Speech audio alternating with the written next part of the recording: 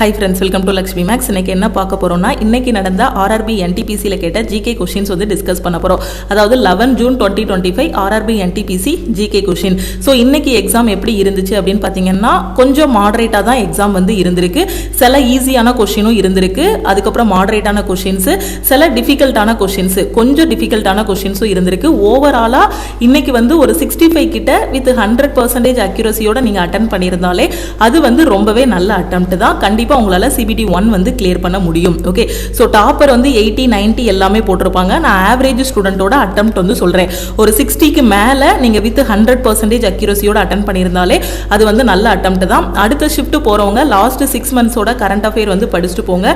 Previous ஷிஃப்ட்ல என்னென்ன क्वेश्चनலாம் கேட்டாங்களோ அது எந்தெந்த டாபிக்லலாம் ரிலேட் ஆகுதோ அது எல்லாமே பார்த்துட்டு போனீங்கன்னா ஜெனரல் அவேர்னஸ் செக்ஷன் வந்து உங்களுக்கு ஈஸியா இருக்கும். கரண்ட் அஃபேர் படிக்காம போன ஸ்டூடெண்ட்டுக்கு ஜெனரல் அவேர்னஸ் வந்து ரொம்ப டிஃபிகல்ட்டா அவங்க வந்து ஃபேஸ் பண்றாங்க. ஸோ CA வந்து படிச்சுட்டு போயிருங்க. ஓகே, ஃபர்ஸ்ட் क्वेश्चन பாருங்க. which country will host BRICS Summit 2025? BRICS Summit 2025 ஓட ஹோஸ்ட் கண்ட்ரி எதுன்னு கேட்டிருக்காங்க. ஸோ எது அப்படின்னு பார்த்தீங்கன்னா Brazil. Okay, Brazil will host the BRICS Summit 2025 in Rio de Janeiro. எங்க வச்சு நடந்தது அப்படின்னு பார்த்தீங்கன்னா பிரேசில்ல இருக்கக்கூடிய ரியோ டி ஜெனீரோல. அப்போ அடுத்த ஷிஃப்ட் போறவங்களுக்கு எப்படி கேட்கலாம்னா இது ஒரு ஸ்டாட்டிக் ஜிகேவா கேட்கலாம். எப்படின்னா பிரிக்ஸ் கண்ட்ரிஸ் எதெல்லாம் அப்படின்னு கேட்கலாம். 2001ல பார்த்தீங்க அப்படின்னா பிரிக் கண்ட்ரிஸ் வந்து பிரேசில், ரஷ்யா, இந்தியா, சைனா இந்த 4 நாடுகள் மட்டும் சேர்ந்து பிரிக்னு இருந்துச்சு. அடுத்து 2010ல பாத்தீங்கன்னா சவுத் ஆப்பிரிக்கா வந்து இது கூட சேர்ந்து பிரிக்ஸ் கண்ட்ரீஸ்னு மாறிடுச்சு. அதுக்கப்புறம் 2024ல பாத்தீங்கன்னா ஸோ இந்த பிரிக்ஸ் கண்ட்ரீஸ் கூட எகிப்து, இத்தோப்பியா, ஈரான், UAE அதாவது யுனைடெட் அரப் எமிரேட்ஸ் இவங்க எல்லாருமே ஜாயின் பண்ணிட்டாங்க. 2024க்கு முன்னாடி வரைக்கும் பார்த்தீங்கன்னா பிரிக்ஸ் கண்ட்ரீஸ் என்னெல்லாம்னா Brazil, Russia, India, China, South Africa. 2024ல சேர்ந்த கண்ட்ரீஸ் எது அப்படின்னு பார்த்தீங்கன்னா பிரிக்ஸோட மெம்பர் கண்ட்ரீஸ் வந்து Egypt, Ethiopia, Iran, United Arab Emirates. ஓகேவா? ஸோ அடுத்து வேற என்ன மாதிரி கொஸ்டின் கேட்கலாம்னா பிரிக்ஸோட ஹெட் குவார்டர்ஸ் எதுன்னு கேட்கலாம். எதுனா Shanghai, China. Okay, what is the total number of gram panchayat in India? Okay, so எத்தனை கிராம பஞ்சாயத்து வந்து இந்தியால இருக்குன்னு கேட்டிருக்காங்க. எத்தனை அப்படின்னா 2.68 lakh கிராம பஞ்சாயத்து வந்து இருக்கு. Okay, under the leadership of which leaders was the Kheda peasant movement headed? அதாவது இந்த கொஸ்டின் எப்படி கேட்டிருந்தாங்கன்னா இந்த கேதா விவசாயிகள் இயக்கம் வந்து காந்தியடிகள் கூட, ஓகே, ஸோ இந்த இயக்கம் காந்தியடிகள் கூட யாரு வந்து சப்போர்ட்டா நின்னாங்க அப்படின்னு கேட்டிருந்தாங்க எக்ஸாம்ல கொஸ்டின். ஓகேவா? எந்த தலைவர்களின் தலைமையில் கேதா விவசாயிகள் இயக்கம் தலைமை தாங்கியதுன்னு கேட்டிருக்காங்க. ஸோ யாரெல்லாம் அப்படின்னு பார்த்தீங்கன்னா காந்திஜி, வல்லபாய் படேல். இன்னைக்கு எக்ஸாம்ல எப்படி கொஸ்டின் கேட்டிருந்தாங்கன்னா இந்த கேதா சத்தியாகிரகத்துல காந்திஜி கூட சப்போர்ட்டா நின்னவங்க யாருன்னு கேட்டிருந்தாங்க. ஸோ ஆப்ஷன்ல வல்லபாய் படேல் வந்து இருந்துச்சு. ஓகேவா? ஸோ காந்திஜி, வல்லபாய் படேல் இவங்க 2 பேரும் தான் அந்த கேதா சத்தியாகிரகத்தை வந்து இது பண்ணாங்க. ஓகே, சோ மகாத்மா காந்தி தலைமையிலான முக்கியமான இயக்கம் என்னன்னா சாம்பிரான் இயக்கம் 1917. அடுத்த ஷிஃப்ட் போறவங்களுக்கு கேட்கலாம். கிளாபத் இயக்கம் 1919, ஒத்துழையாமை இயக்கம் 1920, சட்டமறுப்பு இயக்கம் 1930, வெள்ளையனே வெளியேறு இயக்கம் 1942. மேபி அடுத்த ஷிஃப்ட் போறவங்களுக்கு இந்த கொஸ்டின்ஸ் வந்து கேட்கலாம். ஓகேவா? ஸோ கேதா சத்தியாகிரகா வந்து கேட்டிருக்காங்க. ஸோ அடுத்து போகிறவங்களுக்கு சாம்பிரான் சத்தியாகிரகா கேட்கலாம், ஒத்துழையாமை இயக்கம், நான் கோஆபரேஷன் மூவ்மெண்ட் கேட்கலாம், சட்டமறுப்பு இயக்கம் வந்து கேட்கலாம், எதுனாலும் கேட்கலாம். ஸோ அடுத்த ஷிஃப்ட் போகிறவங்க இதெல்லாம் படிச்சுட்டு போங்க. அடுத்து பாருங்க, saline and alkaline soils were characterized by which of the following properties? உப்பு மற்றும் காரமண் பின்வரும் எந்த பண்புகளால் வகைப்படுத்தப்படுகிறதுன்னு கேட்டிருக்காங்க. ஸோ அதோட பண்புகள் பார்த்தீங்கன்னா வறட்சியால் பாதிக்கப்பட்ட பகுதியில் தான் அது இருக்கு. எதுனா உப்பு மற்றும் காரமண். ஓகேவா? அடுத்து ஜிப்சம் சேர்ப்பதன் மூலம் அவற்றை மீட்டெடுக்கலாம். அமைப்பு ரீதியாக ஒரு மணல் கலந்த களிமண் அது. ஓகே, சோ மணல் கலந்த ஒரு களிமண். Okay, so they are texturally sandy looms. They can be reclaimed by adding gypsum. They are found in drought prone areas. அதாவது ரொம்ப வறட்சியான ஒரு பகுதிகளை வந்து காணப்படக்கூடியது. அப்ப இந்த 3 பாயிண்ட்டுமே கரெக்ட். ஓகே, எக்ஸாம்ல இந்த 3மே உங்களுக்கு இன்னைக்கு கேட்டிருக்கலாம். பட் இன்னைக்கு கேட்ட கொஸ்டின் இதுதான். இந்த 3 இதுல ஏதாவது ஒன்னு ஆப்ஷன்ல இருந்திருக்கும், இல்லனா இந்த 3மே ஆப்ஷன்ல இருந்திருக்கும். இந்த 3மே கரெக்ட் தான். சோ இதுக்கான ஆன்சர் என்னன்னா all of the above. So இது எல்லாமே நம்மளோட டெஸ்ட் பேட்ச்ல இருக்கக்கூடிய கொஸ்டின். ஓகே, சோ நம்மளோட NTPCயோட டெஸ்ட் பேட்ச் இல்லனா குரூப் டியோட டெஸ்ட் பேட்ச்ல இருந்தீங்கன்னா இந்த மாதிரி முக்கியமான கொஸ்டின்ஸ் எல்லாமே கொடுத்திருப்போம். சோ நம்ம NTPC டெஸ்ட் பேட்ச்ல இந்த கொஸ்டின்ஸ் எல்லாமே உங்களுக்கு கொடுத்திருக்கோம். Okay, so evidence of blocked field has been founded. உளவு செய்யப்பட்ட வயலின் சான்றுகள் எங்கு கண்டறியப்பட்டுள்ளனன்னு கேட்டிருக்காங்க. ஸோ காலிபங்கால. ஓகே, ஸோ உளவு செய்யப்பட்ட வயலின் சான்றுகள் வந்து காலிபங்கால வந்து கண்டுபிடிச்சிருக்காங்க. ஓகே, ஸோ எதை வச்சு உழுதுருக்காங்கன்னு பார்த்தீங்கன்னா எருது ஒட்டகங்கள் இதை வச்சு ஒரு மரக்கலப்பையை பயன்படுத்தி வந்து அவங்க வயல்களில் வந்து என்ன பண்ணியிருக்காங்க உழவு வந்து பண்ணியிருக்காங்க. சிந்து சமவெளி மக்கள் வந்து என்னென்ன பயிரிட்டாங்கன்னு பார்த்தீங்கன்னா கோதுமை பார்லி ராகி பட்டாணி இது எல்லாமே பயிரிட்டாங்க. பனவாலி ஓகே. ஸோ இது வந்து ஹரியானாவில் தற்போது அழிந்து வரும் சரஸ்வதி நதிக்கரையில் வந்து இருக்கு. மொஹஞ்சதாரோ பார்த்தீங்கன்னா சிந்து நதியோட வலது கரையில் அமைந்துள்ளது. ஸோ இதுவும் எக்ஸாமில் கேட்கலாம் ஓகேவா.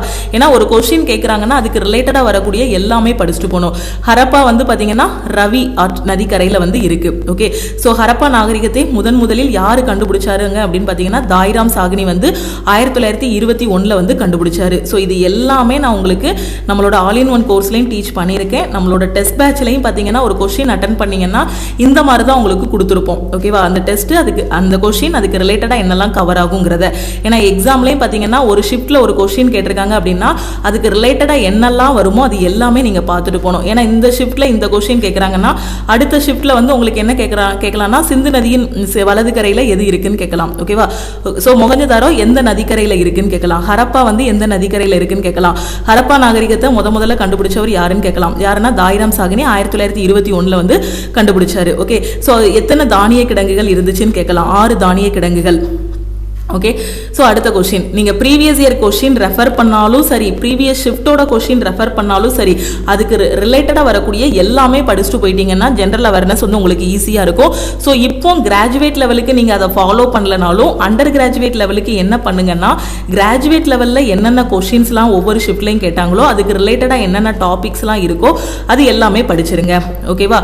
ஸோ அண்டர் கிராஜுவேட்டுக்கு இன்னும் யூஸ்ஃபுல்லாக இருக்கும். அதே மாதிரி உங்களுக்கு முன்னாடி நடக்கக்கூடிய ஷிஃப்ட்டை தரவாக அனலைஸ் பண்ணிட்டு என்னென்ன டாபிக்லாம் வருதோ அதெல்லாம் படிச்சுட்டு போனீங்கன்னா எக்ஸாம் ஹாலில் ரொம்ப ஈஸியாக இருக்கும்.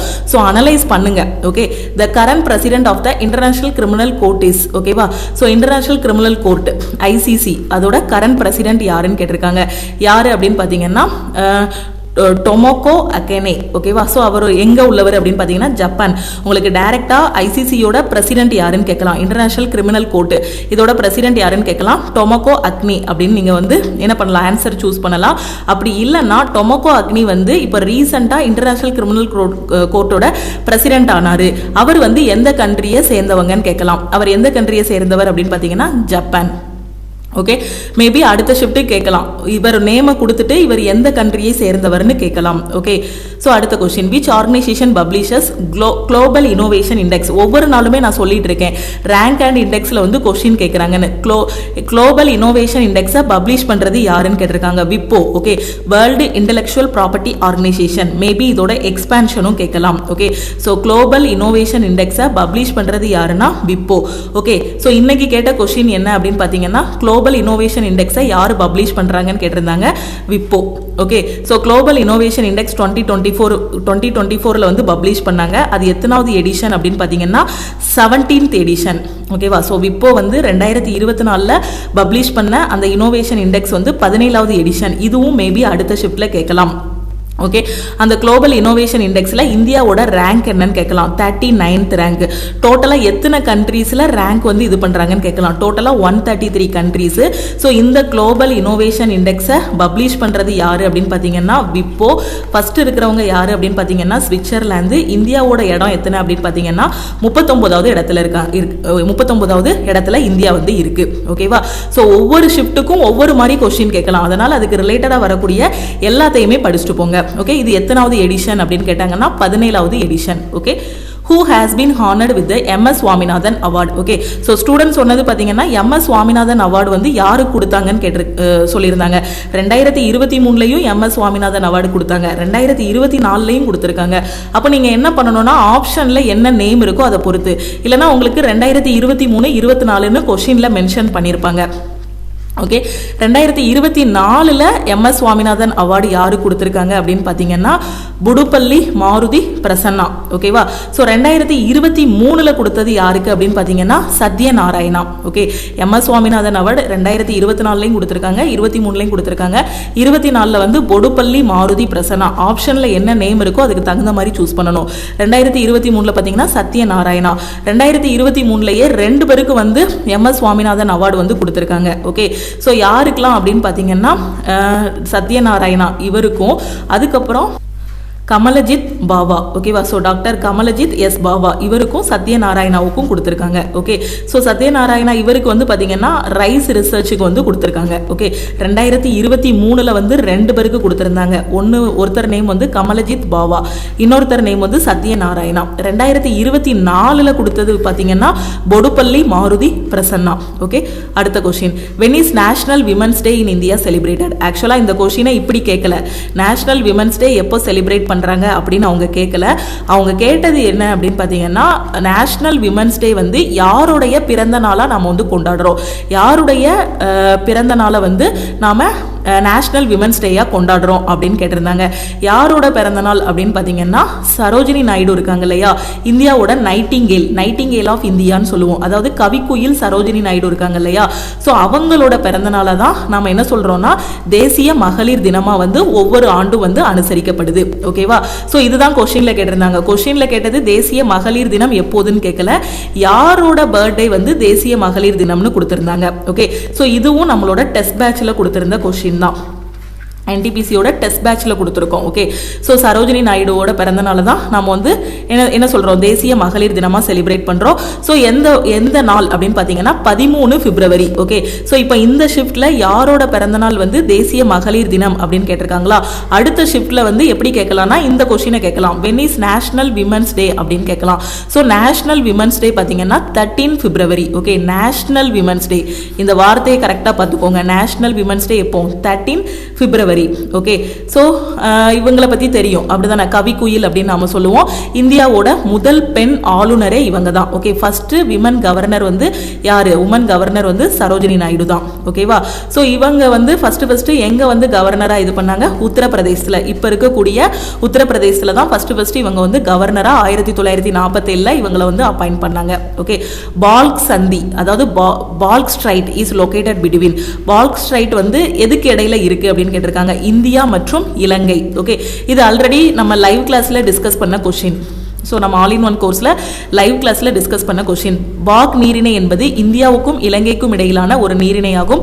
வடகிழக்கில் வங்காள விரிகுடாவையும் தென்மேற்கில் மன்னார் வளைகுடாவையும் இணைக்கிறது. ஓகே, ஸோ ஸ்டூடெண்ட் சொன்னது பார்த்தீங்கன்னா எனக்கு வந்து பாக் ஸ்ட்ரைட் கேட்டிருக்காங்க அப்படின்னு தான் சொல்லியிருந்தாங்க. ஓகே, பாக் ஸ்ட்ரைட் வச்சு எப்படினாலும் அவங்க கொஸ்டின் ஃப்ரேம் பண்ணலாம். ஓகே, பாக் ஸ்ட்ரைட் வந்து இந்தியாவையும் வேற எந்த இதையும் இணைக்குது, வேற எந்த கண்ட்ரியும் இணைக்குது அப்படின்னு கேட்கலாம். ஓகே, ஸோ ஸ்ரீலங்கா இல்லை ஸ்ரீலங்காவையும் வேற எந்த கண்ட்ரியும் இணைக்குது அப்படியும் கொஸ்டின் கேட்கலாம். ஓகே, ஸோ பாக் ஸ்ட்ரைட் வந்து இந்தியாவுக்கும் ஸ்ரீலங்காவுக்கும் இடையில. ஓகே, ஸோ இந்த சங்கிலி தமிழ்நாட்டின் பாம்பன், இது தெரியும் கண்டிப்பா அப்படிதானே. ஸோ தீவில் உள்ள தனுஷ்கோடிக்கும் இலங்கையில் உள்ள மன்னார் தீவுக்கும் இடையில் நீண்டுள்ளது. ஓகே, கண்டிப்பா இந்த ஸ்ட்ரைட் பத்தி உங்களுக்கு தெரிஞ்சிருக்கும். How many branches of RBI are there? Okay, so ஆர்பிஐக்கு எத்தனை கிளைகள் வந்து இருக்கு, எத்தனை பிரான்ச்சஸ் வந்து இருக்கு? The Reserve Bank of India has 31 regional offices across India. These offices are spread across various states and are responsible for carrying out the RBI's functional at the local level. Okay, so எத்தனை regional offices இருக்கு அப்படின்னு பார்த்தீங்கன்னா all over இந்தியாவில் 31 regional offices வந்து இருக்கு. Okay, orographic rainfall அப்படின்னா என்னன்னு கேட்டிருக்காங்க. ஓரோகிராஃபிக் மழைப்பொழிவு அப்படின்னா என்னன்னா ஒரு நிறைந்த காற்று திரள் வந்து ஒரு மலையை கடந்து போகும்போது விழக்கூடியதான் என்னன்னா ஓரோகிராஃபிக் மழைப்பொழிவு. ஓகேவா? Saturated air mass comes across a mountain. Okay, so இது வந்து பார்த்தீங்கன்னா 11th ஜூன் இன்னைக்கு நடந்த என்டிபிசி ஷிஃப்ட் 1ல கேட்ட கொஸ்டின். ஓகேவா? ஸோ இதுக்கு அடுத்து நம்ம பார்க்க போகிறது 10 ஜூனோட ஷிஃப்ட் 3யோட கொஸ்டின்ஸ் வந்து பார்க்க போகிறோம். ஆல்ரெடி இதோட ஷிஃப்ட் 1ஓட கொஸ்டின் டிஸ்கஸ் பண்ணியாச்சு, ஷிஃப்ட் 2ஓட கொஸ்டினும் டிஸ்கஸ் பண்ணியாச்சு. ஓகே, நாளைக்கு நாம 11 ஜூனோட ஷிஃப்ட் 2 and 3யோட கொஸ்டின்ஸ் வந்து நம்ம டிஸ்கஸ் பண்ணலாம். ஓகே, எஸ்எஸ்சி சிஜிஎலோட நோட்டிஃபிகேஷன் வந்து ரிலீஸ் பண்ணியிருக்காங்க. இந்த எக்ஸாம் அப்ளை பண்ணுறதுக்கு நீங்கள் டிகிரி முடிச்சாலே அப்ளை பண்ணலாம். இதை பற்றின கம்ப்ளீட் இன்ஃபர்மேஷன் வந்து கொடுத்துருக்கேன். ஸோ தெரியாத ஸ்டூடெண்ட் வந்து அந்த வீடியோவை பார்த்துக்கோங்க. Bhagirathi and Alaknanda rivers meet at. Okay, so இது வந்து 10 ஜூன் ஷிஃப்ட் 3ல உள்ள கொஸ்டின். ஓகே, இது 11 ஜூன் இல்லை 10 ஜூன்ல நம்ம டிஸ்கஸ் பண்ணாத கொஸ்டின். ஓகேவா? ஏன்னா எல்லா ஷிஃப்டோட கொஸ்டினையும் நீங்கள் படிக்கணுங்கிறதுக்காக தான் ஒரு ஷிஃப்ட் கூட விடாமல் ஜூன் 5ஆம் தேதியிலிருந்து இன்னைக்கு டேட் வரைக்கும் உங்களுக்கு எல்லாமே அப்டேட் பண்ணிட்டு இருக்கேன். Okay, Bhagirathi and Alaknanda rivers meet at. Bhagirathi மற்றும் அலகந்தா நதிகள் டேஸில் சந்திக்கின்றன, தேவ் பிரயாக். ஓகேவா? ஸோ இதுவும் நம்ம லைவ் கிளாஸ்ல டிஸ்கஸ் பண்ண கொஸ்டின் தான். ஓகே, ஸோ விஷ்ணு பிரயாக் அப்படிதானே. ஸோ விஷ்ணு பிரயாக் அப்படிங்கிறது பார்த்தீங்கன்னா அலகந்தா தௌலி கங்கா ரிவர் சந்திக்கக்கூடியது. ஓகேவா? அதே மாதிரி ருத்ர பிரயாக் அப்படிங்கிறது அலகந்தா மண்டாகினி ரிவர் சந்திக்கக்கூடியது. ஸோ எங்கன்னா விஷ்ணு பிரயாகும் உத்தரகாண்ட் தான், இதுவும் உத்தரகாண்ட் தான். ஓகே, ஸோ நந்த பிரயாகுங்கிறது அலகண்டாவும் நந்தாகினியும் சந்திக்கக்கூடியது. கர்ண பிரயாகுங்கிறது அலகந்தா பிந்தார் ரிவர் வந்து சந்திக்கக்கூடியது. தேவ் பிரயாகுங்கிறது இப்பதான் நாம பார்த்தோம், அலகந்தாவும் என்னது பாகீரதி ரிவரும் சந்திக்கக்கூடியது. ஓகேவா? ஸோ அது ரெண்டும் மெர்ஜ் ஆகி என்ன ஆகுது, கங்கை ஆகுது. ஓகே, புரியுதா? ஸோ எல்லாமே பார்த்துக்கோங்க. ஒருத்தங்களுக்கு தேவ் பிரயாக் கேட்டாங்கன்னா அடுத்து போறவங்களுக்கு கர்ண பிரயாக்னா என்னன்னு கேட்கலாம், நந்த பிரயாக்னா என்னன்னு கேட்கலாம். கர்ண பிரயாக்னா அலகந்தா பிந்தார் கூட என்ன ஆகுது, சந்திக்கக்கூடியது. நந்த பிரயாகுங்கிறது அலகந்தா தான் நந்தாகினி கூட சந்திக்கக்கூடியது. அதுலயே நேம் இருக்கு. ருத்ர பிரயாகுங்கிறது மண்டாகினி கூட சந்திக்கக்கூடியது. ஓகே, அடுத்த கொஸ்டின். புதுச்சேரி ஃபார்மர்லி பாண்டிச்சேரி அப்படின்னு சொல்லியிருந்தோம். Was formed as a union territory of. எப்போ வந்து இதை யூனியன் டெரிட்டரியா ஃபார்ம் பண்ணோம், புதுச்சேரி பாண்டிச்சேரியை எப்போ யூனியன் டெரிட்டரி யூனியன் பிரதேசமா நம்ம வந்து இது பண்ணோம் அப்படின்னு கேட்டிருக்காங்க. எப்போன்னா 1962. ஓகே, அடுத்த question. Okay, so Daniel Noboa elected the president of. Okay, Daniel Noboa வந்து பிரசிடெண்டா எப்போ எந்த இதுக்கு எலெக்ட் ஆயிருக்காரு, எந்த கண்ட்ரியில எலெக்ட் பண்ணியிருக்காங்கன்னு கேட்டிருக்காங்க. So Daniel Noboa. ஓகேவா? ஸோ நோபியோ இல்லைனா எப்படி ப்ரொனவுன்ஸ் பண்ணணுமோ அந்த நேமை ப்ரொனவுன்ஸ் பண்ணிக்கோங்க. சப்போஸ் இந்த இதை ஞாபகம் வைக்க முடியலன்னா இந்த டேனியல் மட்டும் ஞாபகம் வச்சுக்கோங்க. ஓகே, ஸோ இவர் வந்து ஈக்குவேடரோட பிரசிடென்ட். மேபி அடுத்த ஷிஃப்ட்ல என்ன கேட்கலாம் அப்படின்னா டேனியல் நோபோ இவர் வந்து ஈக்குவேடரோட பிரசிடென்ட்டா வந்து இவரை வந்து எலெக்ட் பண்ணியிருக்காங்க. அப்போ ஈக்குவேடரோட கரன்சி என்ன, ஈக்குவேடரோட கேபிட்டல் என்ன? ஓகே, ஸோ இந்த கண்ட்ரியோட கரன்சி என்னன்னு கேட்கலாம், கேபிட்டல் என்னன்னு கேட்கலாம். ஓகே, ஸோ இதோட கரன்சி வந்து பார்த்தீங்கன்னா டாலர், அப்படி தானே? ஸோ கரன்சி வந்து டாலர், கேபிட்டல் வந்து குவிட்டுன்னு ஆரம்பிக்கும், குவிட்டோ. ஓகே, ஈக்குவேடரோட கேபிட்டல் வந்து பார்த்தீங்கன்னா குவிட்டோ, கரன்சி வந்து பார்த்தீங்கன்னா டாலர். மேபி அடுத்த ஷிஃப்ட்டில் வந்து என்ன கேட்கலாம்னா கேபிட்டல் அண்டு கரன்சி வந்து கேட்க வாய்ப்பு இருக்குது. As per census 2011. So census பற்றி நம்ம லைவ் கிளாஸில் டிஸ்கஸ் பண்ணியிருக்கோம், ஆல் இன் ஒன் கோர்ஸில் சேம் இதே கொஸ்டின் டிஸ்கஸ் பண்ணியிருக்கோம். As per census 2011 the percentage of urban population in India was. So urban population 2011 மக்கள் தொகை கணக்கெடுப்பின்படி இந்தியாவோட அர்பன் பாப்புலேஷன் எவ்வளோ அப்படின்னு பார்த்தீங்கன்னா 31.16%. Okay, article 18 of the Indian constitution deals with the abolition of titles. Okay, article 18 பற்றி கேட்டிருக்காங்க. அப்போ நீங்கள் என்ன பண்ணணும், அடுத்த ஷிஃப்ட் போகிறவங்க முக்கியமான ஆர்டிகல் அமெண்ட்மெண்ட் எல்லாமே படிச்சுட்டு போகணும். ஓகேவா? ஸோ அப்போ ஆர்டிகல் 18 வந்து என்ன சொல்லுது அப்படின்னா, இதுவும் நம்ம நிறைய டைம் யூடியூப்லையும் டிஸ்கஸ் பண்ணியிருக்கோம், ஆல் இன் ஒன் கோர்ஸில் டிஸ்கஸ் பண்ணதான். அபாலிஷன் ஆஃப் டைட்டில்ஸ், பட்டங்களை தவிர்த்தல். அதாவது இப்போ அவங்க பேருக்கு பின்னாடியோ முன்னாடியோ அவங்களே ஒரு பட்டம் போட்டுக்கிடுவாங்க, அதை ஜாதியா இருக்கட்டும் இல்லை அவங்கள பற்றி அவங்களே ஒரு பட்டம் போட்டுக்கிடுவாங்க. அரசு கொடுக்கக்கூடிய பட்டத்தை தவிர, பத்மஸ்ரீ பத்மபூஷன் இந்த மாதிரி அரசு கொடுக்குற பட்டத்தை தவிர வேற எதுவுமே நமக்கு பேருக்கு முன்னாடி பின்னாடி வந்து போட்டுக்கிடக்கூடாது. அதுதான் ஆர்டிகல் 18ல சொல்லியிருக்காங்க, பட்டங்களை தவிர்த்தல். Okay, the smallest district in Uttar Pradesh by area. Okay, உத்தரப்பிரதேசத்தில் இருக்கக்கூடிய ஸ்மாலஸ்ட் டிஸ்ட்ரிக்ட் எது, ஏரியா வைஸ் பார்க்கும்போது ஸ்மாலஸ்ட் டிஸ்ட்ரிக்ட் எது, ஒரு மிகச்சிறிய மாவட்டம் எதுன்னு கேட்டிருக்காங்க, ஹப்பூர். ஓகே, அதோட அளவு பார்த்தீங்க அப்படின்னா 660 square kilometres. Okay, the length of the northern plains of India spans approximately. So வடக்கு சமவெளி இருக்கு இல்லையா, நார்த்தன் பிளெயின், அதோட லென்த் என்னன்னு கேட்டிருக்காங்க, 2400 kilometres. Okay, who was honoured with the Maharaja Hari Singh award 2025 in reforms and planning. நம்ம கரண்ட் அஃபேரோட பிடிஎஃப் கோர்ஸில் ஜனவரி 2025 கரண்ட் அஃபேரில் இது வந்து கொடுத்துருக்கோம். ஓகே, மகாராஜா ஹரி சிங் அவார்டு யாரு கொடுத்துருக்காங்க, மனோஜ் சின்காவுக்கு. Okay, so Maharaja Hari Singh award வந்து யாரு கொடுத்துருக்காங்கன்னா மனோஜ் சின்காவுக்கு. இந்த வருஷத்தோட கரண்ட் அஃபேர் தான் 30 ஜூன் 2025 கரண்ட் அஃபேருக்கான பிடிஎஃப் கோர்ஸில் இந்த கொஸ்டின் வந்து கொடுத்துருக்கோம். Okay, who was honoured with the Maharaja Hari Singh award, யாருன்னா மனோஜ் சின்கா, இவருக்கு தான் கொடுத்துருக்காங்க. What field was Girish Karnad related to. So இவர் கண்டிப்பாக எல்லாருக்குமே தெரிஞ்சிருக்கும். கிரிஷ் கர்னட் நிறைய தமிழ் படத்துலையும் பார்த்துருப்பீங்க, கன்னடா மூவிஸ்லையும் அவரை வந்து பார்த்துருப்பீங்க.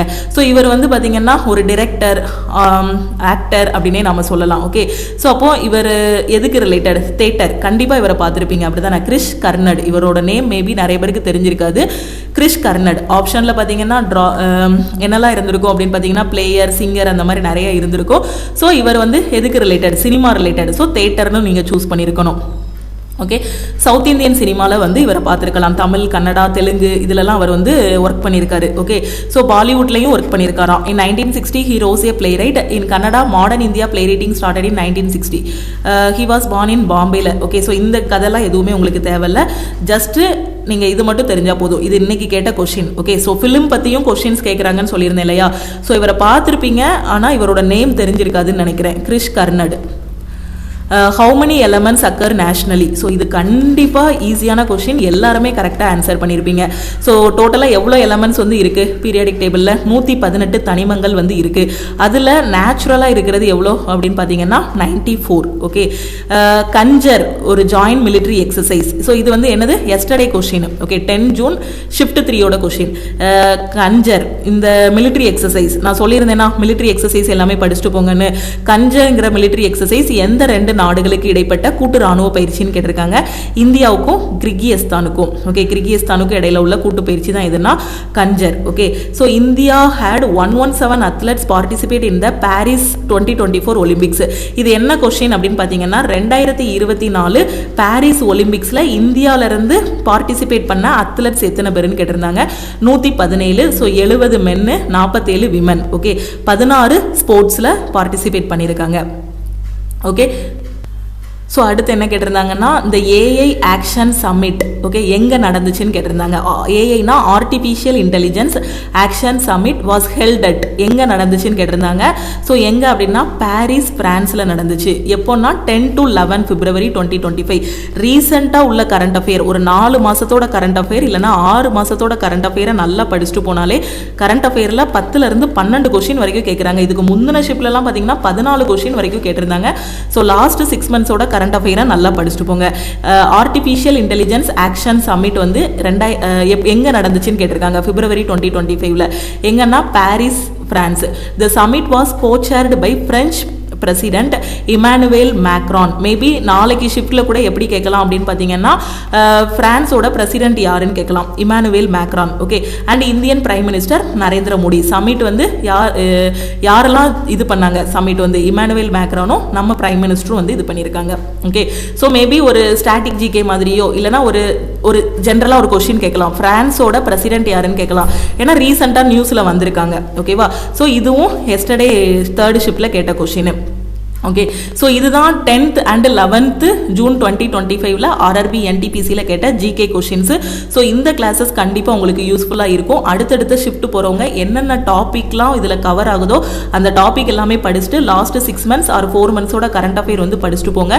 எனக்கு இந்த கரண்ட் அஃபேர் எல்லாமே படிக்கணும் அப்படிங்கிற ஸ்டூடெண்ட் லக்ஷ்மி மேக்ஸ் ஆப்பில் நம்ம கரண்ட் அஃபேருக்கான பிடிஎஃப் கோர்ஸ் வந்து கொடுத்துருக்கோம். ஆக்சுவலாக நம்ம வந்து இது எஸ்டர்டே கொடுத்தது கிடையாது, லாஸ்ட் 1 இயராக அந்த கரண்ட் அஃபேர் வந்து நம்ம கொடுத்துட்டு இருக்கோம். நீங்கள் எக்ஸாம் போகிறதுக்கு முன்னாடியே நம்ம யூடியூப் சேனல்ல சொல்லியிருந்தோம் என்டிபிசி எக்ஸாம்ல 10 கொஸ்டின் வந்து கரண்ட் அஃபேர் வரைக்கும் எக்ஸ்பெக்ட் பண்ணலாம். இன்னும் அதிகமா போச்சு அப்படின்னா 15 கொஸ்டின் வரைக்கும் கரண்ட் அஃபேர், அதுக்கு ரிலேட்டடா வரக்கூடிய ஸ்டாட்டிக் ஜிகே எல்லாமே நீங்க படிச்சுட்டு போகணும்னு இதுக்கு முன்னாடியே சொல்லியிருந்தோம். ஸோ முன்னாடியே லாஸ்ட் 1 வருஷத்தோட கரண்ட் அஃபேர், நான் உங்களை 1.5 வருஷத்தோடது கூட படிக்க சொல்லல, எக்ஸாம் போறதுக்கு முன்னாடி லாஸ்ட் 1 இயரோட கரண்ட் அஃபேர் படிச்சுட்டு போங்கன்னு சொல்லியிருந்தேன். ஸோ இப்போ இந்த அனாலிசிஸ் எல்லாம் பண்ணதுக்கு அப்புறம் பார்த்தீங்கன்னா 4 monthsோட கரண்ட் அஃபேர் போதும். ஏன்னா இந்த வருஷம் தான் ரயில்வேல கரண்ட் அஃபேர் வந்து ரொம்ப ஷார்ட் பீரியட்ல உள்ளது எல்லாமே கேட்குறாங்க. இதுக்கு முன்னாடிலாம் ரொம்ப பழைய கரண்ட் அஃபேர்லாம் கேட்டுட்டு இருந்தாங்க. அதனால இந்த கோல்டன் ஆப்பர்ச்சுனிட்டியை மிஸ் பண்ணிடாதீங்க. 4 மாசத்தோட கரண்ட் அஃபேராது நல்லா தரவா படிங்க. உங்களுக்கு முந்தின ஷிப்ல என்னென்ன கொஸ்டின்லாம் கேட்டிருக்காங்களோ அது எந்த டாபிக்லலாம் கவர் ஆகுதோ அது எல்லாத்தையும் நல்லா அனலைஸ் பண்ணிட்டு போங்க. ஜிகே செக்ஷன் உங்களுக்கு ஈஸியா இருக்கும். மேக்ஸ் ரீசனிங் நீங்க ஆல்ரெடி பிராக்டிஸ் பண்ணியிருப்பீங்க. மேக்ஸை பொறுத்த வரைக்கும் ஈஸியான கொஷினும் இருக்குது, மாடரேட்டான கொஷினும் இருக்குது, டிஃபிகல்ட் அதாவது கொஞ்சம் ஹார்டான கொஷினும் இருக்குது. ஓகேவா, ஸோ எடுத்த உடனே டிஃபிகல்ட்டான கொஷினை அட்டன் பண்ணிவிட்டு என்னால் நிறைய கொஷின் அட்டன் பண்ணலை அப்படின்ட்டு புலம்பாதீங்க. ஏன்னா ரெக்ரெட் பண்ண முடியாது, நம்மளால் திருப்பி போய் மாற்றவும் முடியாது, இங்கே உட்காந்து ரெக்ரெட் பண்ணிட்டு இருந்தாலும் எதுவும் பண்ண முடியாது. ஓகேவா, அதனால் ஃபஸ்ட்டு போனதும் ஈஸியான கொஷின் அட்டன் பண்ணுங்கள், மாடரேட்டான கொஷின், டிஃபிகல்ட்டான கொஷின். ரீசனிங்லேயே அதே மாதிரி தான். ஏன்னா நிறைய ஸ்டூடெண்ட் இந்த பஸ்ஸில் வந்து சால்வ் பண்ணாமல் போயிருக்காங்க. ஏன்னா நமக்கு மார்க் வேணும். ஓகேவா, ஸ்கோர் பண்ணாதான் அடுத்து சிபிடி 2க்கு போக முடியும். அது பஸ்ஸில் ஏன் ஸ்கிப் பண்ணுறீங்கன்னு தெரியல. பஸ்ஸில் சால்வ் பண்ணாமல் போயிட்டு ரீசனிங் வந்து டஃப்பாக இருந்துச்சுன்னு சொல்லிட்டு இருக்காங்க. ஓகே, ஸோ அதனால் அடுத்த ஷிஃப்ட் போகிறவங்க ப்ராப்பராக பிளான் பண்ணிக்கோங்க, எக்ஸாம் நல்லா பண்ணுங்கள். ஓகே, உங்கள் ஃப்ரெண்ட்ஸும் எக்ஸாமுக்கு ப்ரிப்பேர் பண்ணுறாங்கன்னா அவங்களுக்கு இந்த வீடியோவை ஷேர் பண்ணுங்கள். நம்ம லக்ஷ்மி மேக்ஸ் ஆப்பில் கரண்ட் அஃபேருக்கான பிடிஎஃப் கோர்ஸ் கொடுத்துருக்கோம். ஸோ இந்த 4 monthsோட கரண்ட் அஃபேரும் எனக்கு வேணும், 6 monthsோட கரண்ட் அஃபேர் எனக்கு வேணும், அண்டர் கிராஜுவேட் எக்ஸாமுக்கு எனக்கு கரண்ட் அஃபேர் வேணுங்கிற ஸ்டூடெண்ட் சிஏ பிடிஎஃப் கோர்ஸில் வந்து நீங்கள் ஜாயின் பண்ணிக்கோங்க. ஓகே, ஸோ கரண்ட் அஃபேருக்கான பிடிஎஃப் கோர்ஸில் ஜாயின் பண்ணுற ஸ்டூடெண்ட்டு இந்த நம்பரை லக்ஷ்மி மேக்ஸ்ன்னு சேவ் பண்ணிவிட்டு இந்த நம்பருக்கு ஐ வாண்ட் சிஏ பிடிஎஃப்னு மெசேஜ் பண்ணுங்கள். அதே மாதிரி உங்களுக்கு குரூப் டியோட டெஸ்ட் பேட்ச் என்டிபிசிக்கு நான் டெஸ்ட்டு ப்ராக்டிஸ் பண்ணணுங்கிற ஸ்டூடெண்ட்டு லக்ஷ்மி மேக்ஸ் ஆப்லேயே டெஸ்ட் பேட்ச் வந்து கொடுத்துருக்கோம். ஸோ நீங்கள் டெஸ்ட் பேட்ச்லையும் ஜாயின் பண்ணிக்கலாம். நீங்கள் டெஸ்ட் பேட்ச் கரண்ட் அஃபேரில் ஜாயின் பண்ணுறீங்க அப்படின்னா ஐ வாண்ட் சிஏன்னு மெசேஜ் பண்ணுங்கள். கரண்ட் அஃபேர் நான் டெஸ்ட்டுன்னா ஐ வாண்ட் டெஸ்ட்டுன்னு மெசேஜ் பண்ணுங்கள். ஸோ டீமில் இருந்து காண்டாக்ட் பண்ணிவிட்டு உங்களுக்கு ஜிபே நம்பர் இல்லை அக்கௌண்ட் நம்பர் கொடுப்பாங்க நீங்கள் மெசேஜ் பண்ணதோ. ஸோ அதுக்கு 499 பே பண்ணிவிட்டு பேமெண்ட்டோட ஸ்க்ரீன்ஷாட் சென்ட் பண்ணீங்கன்னா டீம் வந்து பேக்கெண்ட்ல இருந்து அக்சஸ் கொடுத்துருவாங்க. அதே மாதிரி குரூப் டிக்கு இப்போ தான் நம்ம நியூவா பேட்ச் வந்து ஸ்டார்ட் பண்ணியிருக்கோம். இன்னும் குரூப் டிக்கு நான் படிக்க ஆரம்பிக்கல. இருக்கக்கூடிய 100 டேஸில் குரூப் டிக்கு பெர்ஃபெக்டாக ரெடி ஆகணும்னு நினைக்கிற ஸ்டூடெண்ட் குரூப் டியோட பேட்ச்ல ஜாயின் பண்ணிக்கோங்க. ஸோ இதில் வந்து எவ்ரி வீக் என்னென்ன படிக்கணுங்கிறதுக்கான சிலபஸ் மெட்டீரியல் எல்லாமே கையில் கொடுத்துட்டு ஒவ்வொரு சாட்டர்டேவும் டெஸ்ட் வந்து கொடுத்துருவோம்.